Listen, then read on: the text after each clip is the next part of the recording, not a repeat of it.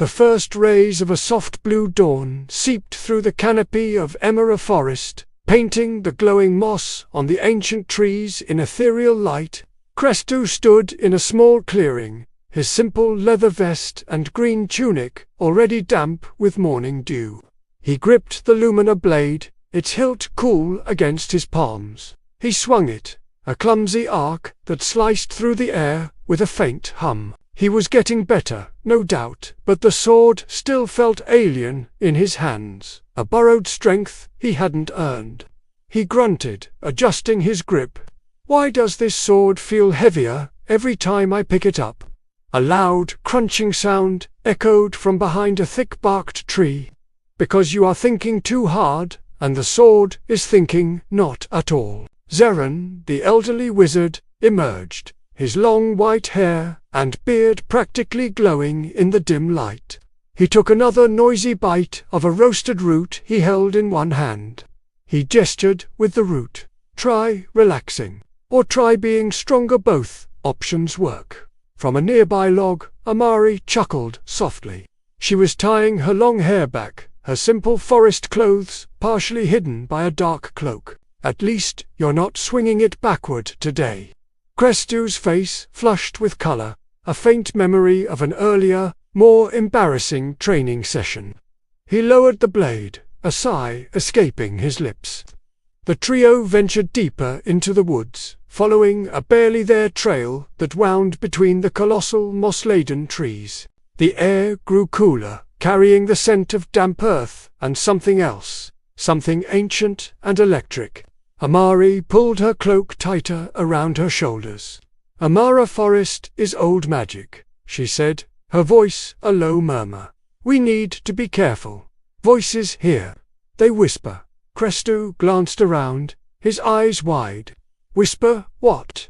Amari looked at him, her gaze serious. "That depends. Some people hear warnings. Others hear their own fears." Krestu swallowed hard, the simple act suddenly feeling very loud in the quiet forest. Zeran, however, seemed entirely He clapped his hands together with a surprising boom. "Perfect place for a calm stroll," he declared, striding forward with renewed vigor. They walked for what felt like hours, the silence broken only by the crunch of their boots on fallen leaves and Zeran's occasional humming of a tune that sounded older than the trees themselves. The path eventually opened into a wide, circular clearing. In the center, massive moss-covered stones were arranged in a perfect spiral, pulsing with a faint inner light. A low, gentle humming sound filled the air, a vibration that seemed to resonate deep in their bones. Krestu stopped at the edge of the clearing, mesmerized. "What is that sound?" he whispered, almost afraid to break the spell. "Ancient energy," Zeran answered, his usual amusement replaced by a rare note of reverence. "Very rare, very powerful, and absolutely deadly if you step in the wrong spot." Krestu, who had just been about to take a step forward, froze instantly, his foot hovering in mid-air. He turned his head slowly toward the wizard. "Define wrong spot." Zeran simply pointed a bony finger towards the center of the spiral. The humming intensified slightly, and a faint shimmer distorted the air above the central stone. "The wrong spot, my boy, is anywhere that feels too right." He then winked, a mischievous glint returning to his eye, and walked confidently along the outer edge of the stone circle, tapping each rock with his staff as he passed. Amari followed, her steps light and careful, her eyes scanning the ground as if reading a map only she could see. Krestu, however, remained rooted to his spot, his heart pounding a frantic rhythm against his ribs. He took a deep breath, trying to heed Zeran's earlier advice. "Relax." He closed his eyes, focusing on the hum. It wasn't just a sound, it was a feeling, a pressure against his mind. It pulled at him, beckoning him toward the center. Slowly, cautiously, he began to walk, placing his feet with exaggerated care. He tried to ignore the pull. focusing instead on the feel of the earth beneath his boots. As he neared the third ring of stones, the humming grew louder, and a voice slithered into his thoughts. It wasn't a whisper like Amari had described. It was his own voice, filled with a cold, biting doubt. Asterisk, you are not a hero. Asterisk, it said. Asterisk, you are just a boy with a sword, you can't even lift properly. You failed them before, you will fail them again. Asterisk, he faltered, the Luminary blade suddenly feeling like it was made of lead. His knees buckled, and he caught himself on one of the cold, damp stones. The touch was like ice, and the voice grew stronger. Asterisk, they follow you, but they are just waiting for you to fail. Zeran sees you as a fool. Amari pities you. Asterisk, stop it, Krestu muttered, shaking his head. He pushed himself upright, his knuckles white as he gripped the hilt of his sword. He looked up and saw Amari watching him from across the clearing, her expression one of concern, not pity. Zeran had paused his humming and was looking at him with a knowing, patient gaze. They weren't judging him, they were waiting for him. The voice was a lie. It was his own fear, given sound and shape by the forest's magic. He took another step, then another, pushing through the wall of doubt that pressed in on him. The voice screamed in his mind, listing every mistake, every moment of weakness. But with each step, its power waned, drowned out by the steady beat of his own heart and the quiet strength he drew from his friends. Finally, he reached the center of the spiral. He stood beside Zeran and Amari, breathing heavily. The humming was now a peaceful, melodic thrum, and the voice of fear was gone, replaced by a profound silence. The central stone pulsed with a warm, golden light that washed over him, chasing away the last of the chill. Zeran placed a hand on his shoulder. The first battle is always with yourself, Krestu. You have just one. He smiled, a genuine, warm smile that reached his ancient eyes. The forest tested you, and you did not break. Amari gave his arm a reassuring squeeze. Now, the real work begins. Krestu looked at the glowing stone, then at the two people who had become his family. He still had his fears, he knew that. But, for the first time, standing in the heart of that ancient, magical place, he felt like he might actually be strong enough to face them. He lifted the Luminary blade, and this time, it felt light, but his muscles screamed in protest. Wait, don't move. You're standing on a whisper stone. Startled, Krestu froze, his eyes wide. Whisper what? He stammered, looking down at his feet, as if expecting the rock to talk back. A soft laugh echoed through the trees. From behind a moss-covered boulder, a young lady emerged. Her skin was adorned with tattoos that pulsed with a gentle, otherworldly light. No, it doesn't whisper, she explained, her voice as calm as the forest around them. It just gives visions if you touch it. With a delicate hand, she guided Krestu off the stone. Amari, still on guard, lowered her bow slightly. We didn't know anyone lived this deep in the forest. The young lady, whose name was Talena, shook her head. I don't, not really. The forest spirits raised me. Zeran, ever the skeptic, raised a bushy white eyebrow. Spirits, oh dear, I hope they did a better job with you than they did with these twisted old trees. His grumpy tone was betrayed by the curiosity in his eyes.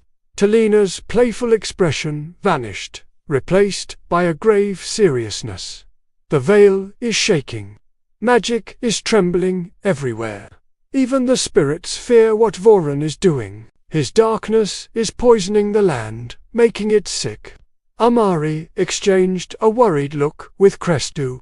The name Voran sent a chill down their spines.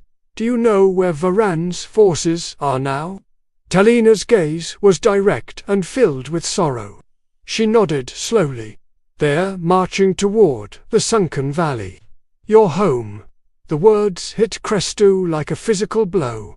His village, his family. Fear, cold and sharp, pierced his heart, followed by a hot surge of anger. He had to get back. He had to warn them. Guided by Talena, they raced through the ancient woods, the canopy above them a blur of green and gold. The path grew fainter until they arrived at the bank of a wide, shimmering river. The water flowed with an unnatural clarity, seeming to hum with a life of its own. Zeran, breathing a bit heavier than the others, turned to their new guide. "If we cross here, can we reach the valley faster?" Talena pointed to a series of flat, grey stones that formed a natural bridge across the current. "Yes," she said, her voice low. "But the river, it tests people. It shows them things." Without another word, she stepped gracefully onto the first stone, then the next, crossing to the other side with an ease that suggested she'd done it 1,000 times. Krestu watched her, his stomach churning with a familiar mix of doubt and anxiety. He took a hesitant step forward. Amari, sensing his unease, gave his arm a light, reassuring nudge. "Relax, it's just water. You've faced worse." He took a deep breath and stepped onto the first stone. Immediately, the rock beneath his boot began to glow with a soft, blue light. Is glowing good?" he asked, his voice cracking slightly. "It means the river sees something in you," Zeran called out from the bank, his staff held ready. "Something worthy of its attention." Krestu managed a weak laugh. "What if it sees I can't swim?" As if in answer, the stone's light flared, becoming intensely bright. The air in front of Krestu shimmered and warped, and a holographic vision flickered to life. He saw himself, standing alone, watching his own village burn. The flames licked the sky, the air thick with smoke and the sounds of chaos. He was frozen, a look of pure terror etched on his face. The vision felt so real, he could almost feel the heat on his skin. Amari moved closer, her voice cutting through his fear. "Krestu, it's showing you fear, not truth. It's a memory of what you're afraid of, not a prophecy of what will be." Zeran raised a hand, muttering a few words in a language Krestu didn't understand. The brilliant light from the stone softened, and the terrifying vision dissolved into mist. The path was clear again. Taking a shaky breath, Krestu forced his legs to move. Crossing the rest of the stones to join Talena on the other side, the image of the burning village seared into his mind. The waters of the Emera River still chilled their boots as they pressed deeper into the whispering woods. Sunlight struggled to pierce the dense canopy, dappling the forest floor in shifting patterns of light and shadow. Krestu led the way, his hand never far from the hilt of his sword. Amari, wrapped in her cloak, moved with a hunter's grace, her eyes scanning every rustling leaf and snapping twig. Zeran, the old wizard, ambled along with a serene, almost detached air, his long white staff tapping a steady rhythm against the earth, and behind them, quiet and watchful, was Talena, the strange girl with tattoos that seemed to hum with their own inner light. The birdsong suddenly fell silent. An unnatural stillness descended upon the forest, a silence so profound it was more alarming than any sound. Krestu stopped dead, his head cocked, listening. Amari was already crouched low, her hand resting on the knives at her belt. Zeran's eyes, usually twinkling with amusement, sharpened with focus. From the shadows between the ancient trees, figures began to emerge. They were clad head to toe in grand black metallic armor, their faces hidden behind impassive masks. Swords were drawn with a sinister, unified rasp of steel. These were Voran's pursuers. Their leader, distinguished by a tarnished silver crest on his helmet, stepped forward. His voice was a cold, metallic rasp filtered through his mask. "There they are." He raised his sword, its point aimed squarely at Krestu, the pretender, and his little flock. The armored scouts fanned out, their movements disciplined and menacing, forming a closing circle around the small group. They intended to leave no escape. But Zeran was ready. With a casual flick of his fingers, the air itself seemed to bend to his will. Swirling vortexes of wind erupted around them, forming shimmering, transparent shields that deflected the first volley of arrows the scouts launched. The projectiles spun harmlessly away, clattering against tree trunks. Seeing the opening Zeran had created, Amari exploded into motion. She was a blur of green and brown, her cloak whipping behind her as she vaulted over a fallen log.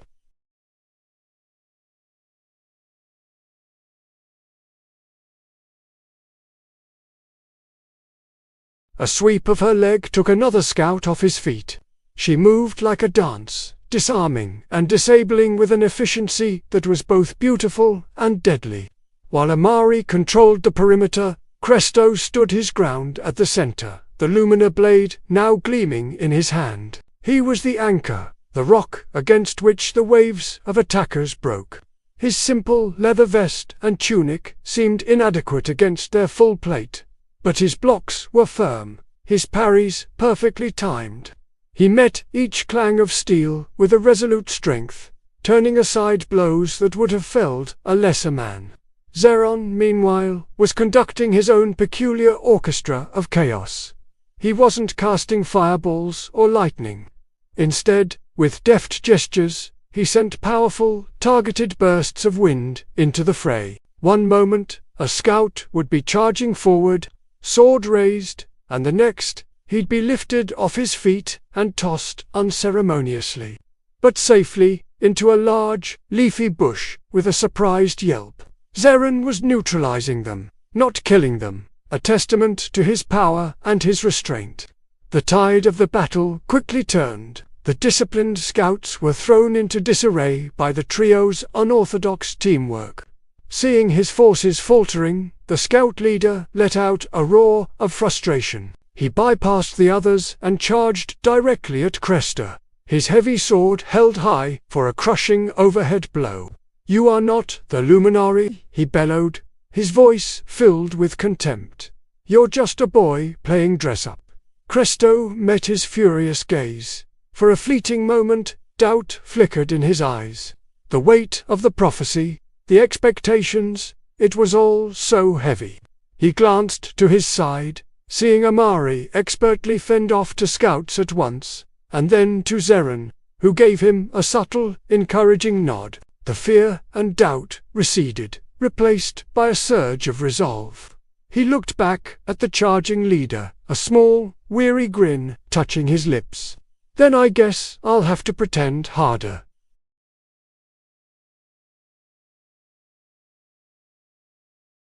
As the sword arced through the air, it erupted in a blinding, incandescent glow. The light wasn't just bright. It felt solid, powerful. A shockwave of pure, white energy pulsed outwards from the blade, slamming into the charging leader and the remaining scouts. They were thrown backwards, tumbling over one another like bowling pins, their armor clattering loudly. Scrambling to their feet, their confidence shattered. They didn't wait for a second command. They turned and fled, disappearing back into the shadows from which they came, leaving only the rustle of leaves and the echo of their retreat. The forest returned to its tense quiet. Krestu stood panting, the light from the luminary blade slowly fading, his arm trembling from the effort. The power he had unleashed felt foreign, exhilarating, and utterly exhausting. He leaned on his sword for support, his chest heaving. Amari walked over to him, sheathing her knives. She placed a reassuring hand on his shoulder. "You did well," she said, her voice soft but firm. "Very well." Zeran joined them, stroking his long white beard thoughtfully. "It wasn't perfect," he commented, his eyes twinkling again. "Your form was a bit sloppy on that final swing." Krestu looked up, a little deflated, but the wizard smiled. "But perfection is overrated. Effectiveness, on the other hand, is priceless." Krestu couldn't help but return the smile. A genuine grin this time, feeling the warmth of their camaraderie chase away the lingering adrenaline. It was then that Talena stepped forward from the relative safety of the trees. Her glowing tattoos pulsed gently in the dim light. She had watched the entire fight, her expression unreadable. Now, she looked directly at Krestu, her gaze clear and resolute. "You protected me," she said, her voice quiet but steady.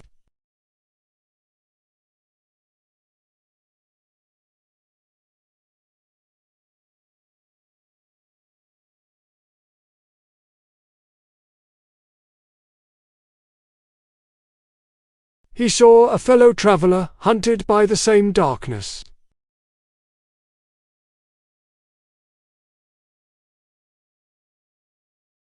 A new alliance was forged, not with grand oaths, but with a simple, shared understanding in the heart of a hostile forest. As dusk began to settle, they made their way out of the dense woods and climbed to the crest of a high ridge. The view was breathtaking and sobering. Before them, stretching out to the horizon, was the valley of Emera, and from several points within that vast, beautiful landscape, thin plumes of dark smoke rose into the orange and purple sky. Voran's presence, they weren't just coming, they were already there, spreading their shadow. Krestu's voice was barely a whisper, carried on the wind. "They're already so close." Amari stood beside him, her expression grim but resolute. "Then we go together," she stated simply, not as a question, but as a fact. Zeran sighed dramatically, leaning on his staff.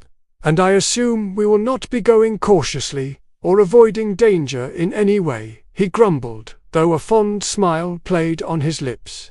"I also assume none of you will listen to me if I suggest it." They all shared a small smile, a moment of unity against the encroaching darkness. A cold breeze swept across the ridge, a harbinger of the trials to come. Far below, hidden in the deepening shadows of the forest's edge, a silhouette watched them. The figure was cloaked and still, a phantom against the trees. A faint, staticky crackle broke the silence as the shadow figure spoke into a hidden device. "The Lumina has left the forest. They are moving toward the valley." A flicker of static, and then silence. The watcher melted back into the shadows. The message sent. The hunt was far from over. It was just beginning. Thanks for watching this episode. If you're enjoying Krestu's journey, make sure to hit that like button and subscribe so you don't miss what happens next. We'll see you in the valley.